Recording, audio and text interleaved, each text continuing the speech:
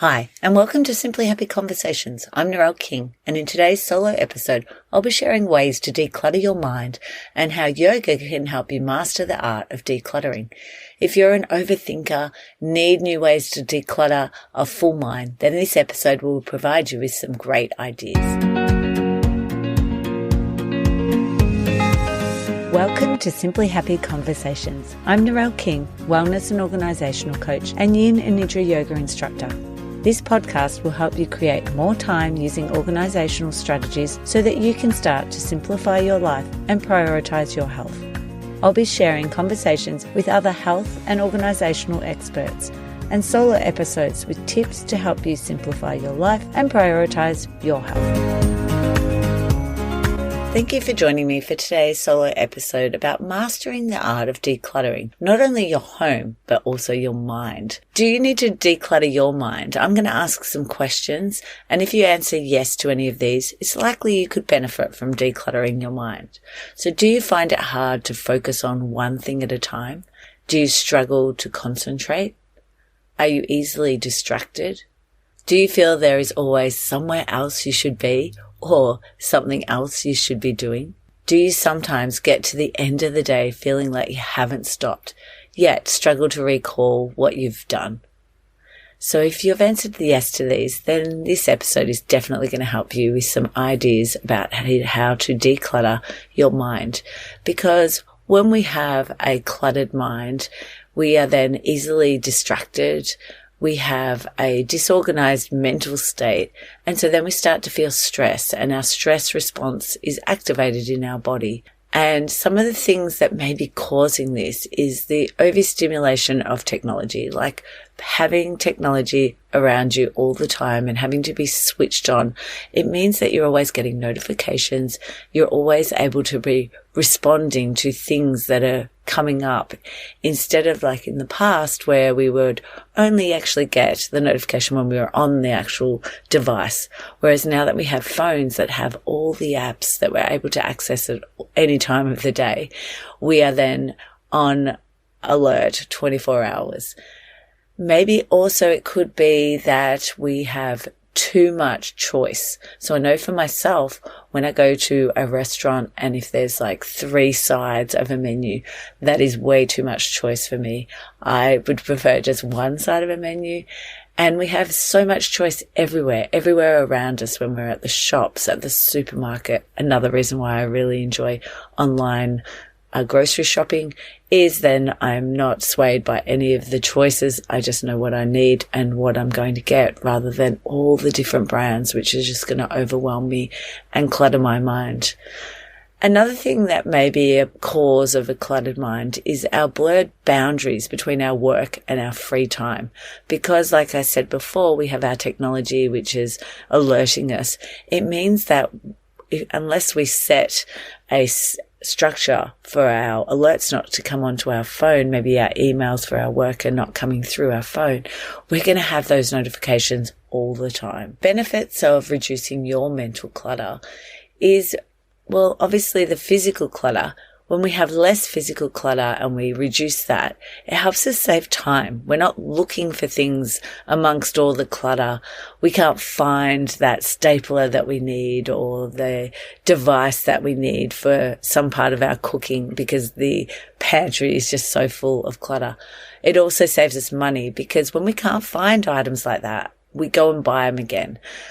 For example, batteries. I see that a lot in homes that I work in, that people can't find the batteries that they know they've bought, or light globes are another thing. And so they have to go out and get more. And they're not cheap items to be constantly replenishing in your home because they don't have an actual space in your home to be able to go and find it. But also by reducing this physical clutter, you also feel so much calmer. Reducing the mental clutter is also going to help you with focus. You're going to be able to stay focused on the one thing rather than jumping from one thing to the other, because you're getting those messages in your brain. Oh no, I also need to email that person. I also need to phone that person. I need to look that school photos up on my computer. So by reducing our mental clutter, whether it's having calendars or reminders or tick boxes or whatever it is, a to-do list. We need to reduce keeping it all in our head. We are also going to be able to concentrate for longer periods of time when we don't have so much mental clutter. And in the long run, we're going to feel so much calmer as well. So I'm going to share with you 5 ways to reduce mental clutter. And I'll finish with yoga as our last one, but I'll share a couple of others before we get to yoga. So number 1 is to schedule tech-free time. As I said before, we have our devices that have notifications going all the time. One of the things that we can do is decide on a cutoff point in your day. So it might be 7 p.m. or 8 p.m. where you're going to put down your device, your computer, your laptop, your phone, or turn it onto silent so that you can just focus on getting ready for sleep. And like for me, I am an information junkie. I am a lifelong learner. And so for me, it's really important to set this up because we now consume 90 times more information than we did back in 1940. So much more information at our fingertips, but we need to actually put those restrictions on ourselves. I absolutely love on my phone, and it has a little bedtime reminder that comes up to remind me an hour before to put the phone down, but also then to have my night ritual, which I've shared in previous episodes about night rituals and how valuable they are to prepare us for sleep. So making maybe a phone-free space, such as like dinner time in our home there's no phones at the dinner table.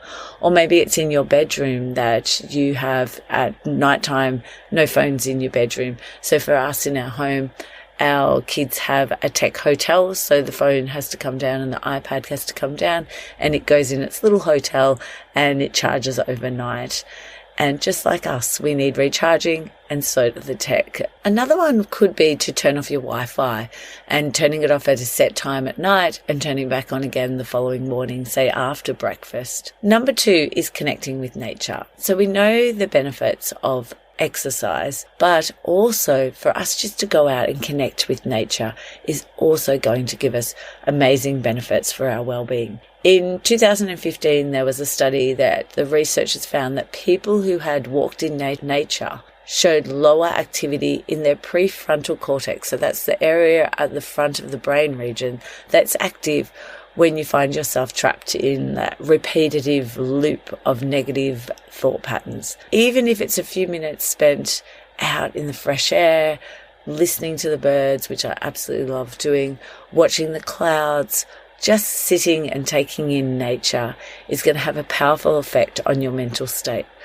I really enjoy walking on grass in bare feet. It's really grounding and it helps to reduce my overthinking because I'm then coming from my head back down to my feet and connecting with the earth. Number 3 is to scroll responsibly. The average person now spends at least 4 hours a day on their mobile phone.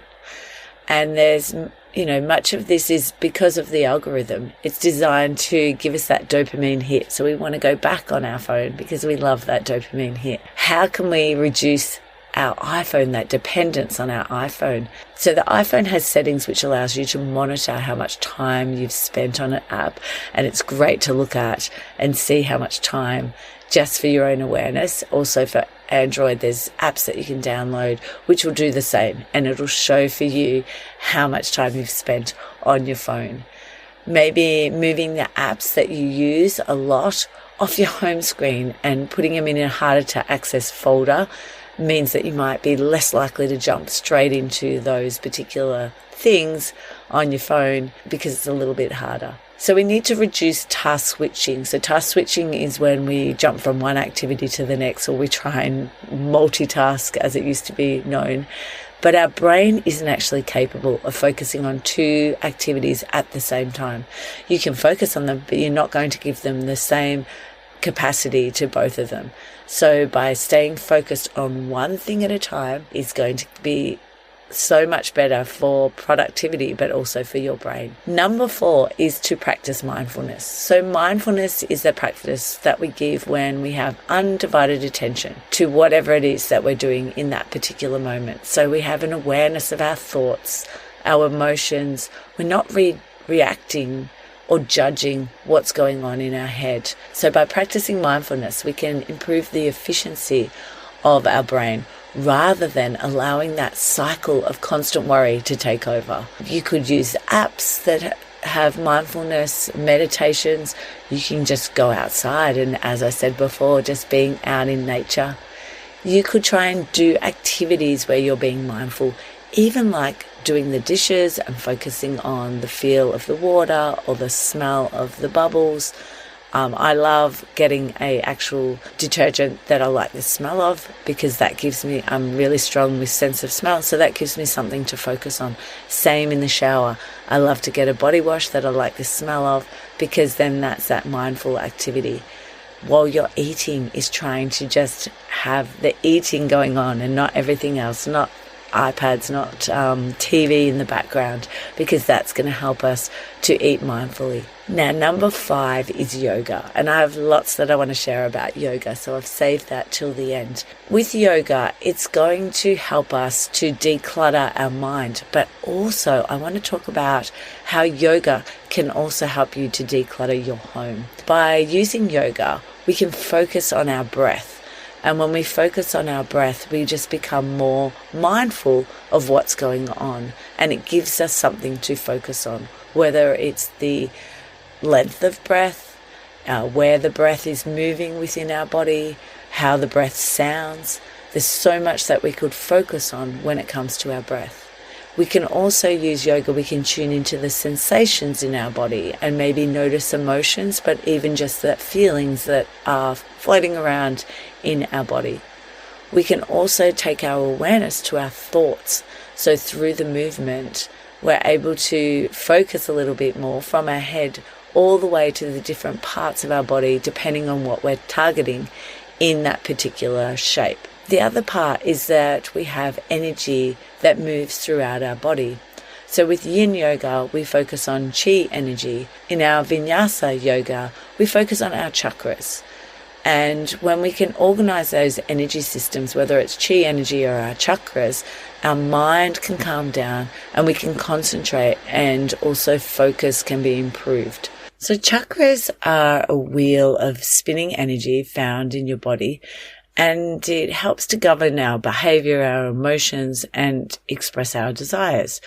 There are 7 chakras that run along the spine, and they're the ones that we're going to focus on. There's lots of chakras all throughout your body. Our Anahata chakra, which is our heart chakra, and our Muladhara chakra, which is our base chakra, helps us to feel connected, grounded, loved, safe.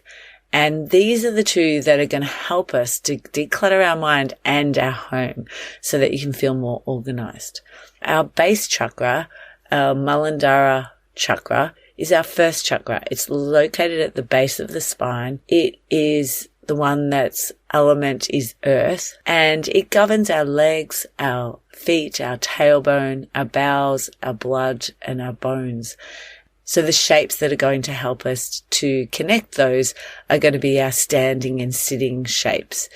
And it helps us to feel grounded, supported, connected, and safe in our own bodies and in the world that we are. So it helps to anchor us to the world. When it's out of balance and there's excess energy in our Muladhara chakra, we'll have hoarding of food or materials. We have that fear of change. And so we're pretty rigid around our boundaries and our thinking. And so we try to keep all those things that we have. So when we're deficient in our Muladhara chakra, we feel insecure, and we also develop a sense of lack and a need for more. So we'll become quite disconnected from our body, and we'll suffer from chronic disorganization and that need for more things in our life to give us that satisfaction. To work with this chakra, some things that we can do to reconnect with it is to reconnect with your body through massage. walking with bare feet, the grounding that I've talked about before, and I really notice a difference when I do that. Planting plants, flowers, vegetables, so being in the ground, touching the ground is going to help to connect back to this chakra. And then the final one is obviously the slow, steady asanas that are close to the ground, like our supported child's pose or our dragonfly pose. So our child's pose has its target area is our back, our hips, our thighs, our ankles, our inner groin and our adductor muscles. And so the meridian lines we're focusing on is our gallbladder, which is in our hips, runs through our hips, and our liver and kidney, which runs through our groin, and then our back, which has our bladder. So this can help relieve back pain, but it also helps us to feel calmer, improves our sleep, and because it's close to the ground, it helps us to support our base chakra. And then our dragonfly pose, which is our legs out straight in like a V, and we may use some support to lean forward onto. This also targets our groin and abductors, our hamstrings and our spine. And so again, because it runs through our groin, our meridians are our kidney and liver, and our gallbladder through our hip, and also our stomach and spleen, which run up to our ribs. This shape is going to help us calm our nervous system and again ground us through our base chakra. And the other chakra that also is going to help us with our organizing in our home as well as declutter our mind is our heart chakra, so our anahata chakra. This is the fourth chakra and is located at the heart. It is a green color and its element is air. So it governs our lungs, our chest, and our shoulders. And so it's our back bends which are going to help open up these areas in our body. And it helps to love unconditionally both ourselves but also others. It helps you to have compassion, connect, forgive, accept, and give for yourself and others. So when it is out of balance and it's deficient, our heart chakra, we're going to have that feeling of loneliness, isolation, maybe depression and withdrawal. And when we're in excess, it's going to be demanding. We're going to have poor boundaries. And that's when we have this codependency or clinging to people, but also to our items, so our things that are in our home. So for us to work with our heart chakra, we're going to use pranayama, so breath, so focusing on our breath in and our breath out. Maybe we're holding for a small amount of time because it gives us that feeling of, oh, okay, I'm holding, what's going to happen next? And then I'm letting go. So, and I was safe after I held for a little bit of time, and letting go is also going to help with that, reducing that clinging to those items. Journaling is also going to help. And then finally is our back bend asanas, which open up our heart chakra, like our supported fish and our sphinx shape. Our supported fish is obviously the back bend, and it targets our lumbar spine, our upper thoracic spine, and also our intercostal muscles, so our like ribs and our shoulders. So our supported fish, we're lying on our back and we're taking our arms over the top of our bolster. So we're opening up through our chest. Our chest is rising up to the sky. Our feet are out long on the ground. So our meridian lines is our stomach and spleen up in our ribs, the front of our body, but also our lung, large intestine, heart, and small intestine, which run along our arms. So having our arms out to the side. This is going to benefit the upper back muscles. So especially if we've been sitting in a seat all day, so it's going to help improve our posture and our spine flexibility. And it's also going to help with breathing and maybe any respiratory problems that we've had, because we're targeting that lung area. Our sphinx shape is lying on our stomach, and it's having our arms out in front and lifting our chest up. Our legs are out behind us. Another word that you may have heard used is our cobra. Again, it's a back bend, and it's targeting our lumbar spine, our groin, and our abductors. And again, it's activating our kidney and liver because it's running through our groin. But it's also our bladder, which runs up our back. So it's going to benefit because we're opening up the front of our body. Again, when we're sitting in a desk for a long period of time, we're opening up using this shape. When we organize our energy systems, we're going to also calm our mind down and be able to concentrate, and focus improves. And so once you're able to focus and declutter your mind, you're also able to relax, rest, but also you're able to then move forward and declutter your home. So let me just go over the 5 things that are going to help you to declutter your mind. So number 1 was schedule tech-free time in your day. Number 2 was to connect with nature, like walking outside or grounding and walking in bare feet. Number 3 was scrolling responsibly. So looking at when we're using our tech and trying to reduce that, or just doing one thing at a time. Number 4 was practicing mindfulness. How can we do things with undivided attention? Number 5 was our yoga. And we were looking at our base chakra and our heart chakra, which can also not only help declutter our mind, but declutter our home, because we're getting those back in balance and letting go of any of those hoarding behaviors we may have, or that sense of lack, and also that codependency or clinging to our items. I hope by sharing these 5 ideas to declutter your home, you can start to feel calmer and consider using yoga to help you declutter your home. You can grab instant access to free yin yoga videos of the shapes that I've just talked about. So your dragonfly, your child's pose, your supported fish, and your sphinx pose, as well as a little routine that has all of those together as well. So head over to the resources page on my website, simplyhappy.com.au, and you can get started today on using the Declutter Your Mind and Home yoga resources. Thank you so much for joining me for today's Simply Happy conversation. If you find yourself wasting precious time searching for misplaced items and wishing for a more organized life, then you need my 5-minute declutter ebook, the ultimate guide to quick and easy organizing solutions for a clutter-free and happy home. Forget about spending months KonMariing your house. These fun solutions are designed to give you immediate results in under 5 minutes. Head over to Simply Happy in the resource section and download your free copy and start seeing results in minutes. I'd like to acknowledge the Wathaurong people of the Kulin Nation on which this podcast is recorded as the traditional custodians of the land. I pay my respects to their elders, past, present, and emerging.